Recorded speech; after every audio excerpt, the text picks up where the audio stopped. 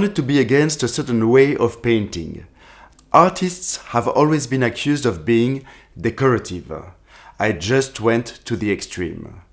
This is what Rudolf Stingel said as an introduction to his 2007 exhibition at the Museum of Contemporary Art in Chicago.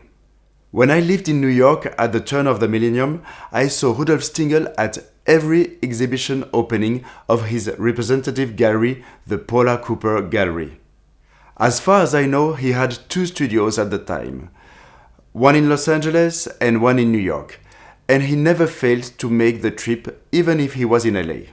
Like all artists affiliated with Paula Cooper, an amazing gallerist, among the most respected in the art world, he must certainly have been bound by a friendship that transcended the traditional artist-gallerist relationship. At that time, he was already well known and respected. Nothing to do with the level reached since then, but he was already one of the major figures in art. So I shared with him this move to New York, the capital of art, from Europe, supported by the dream of every artist to be spotted there and to join the big family of the best.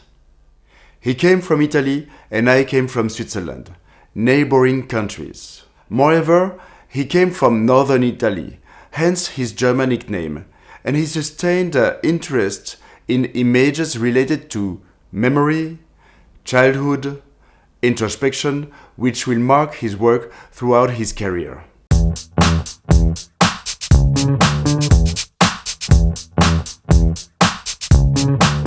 One day he kindly invited me to visit him in his studio.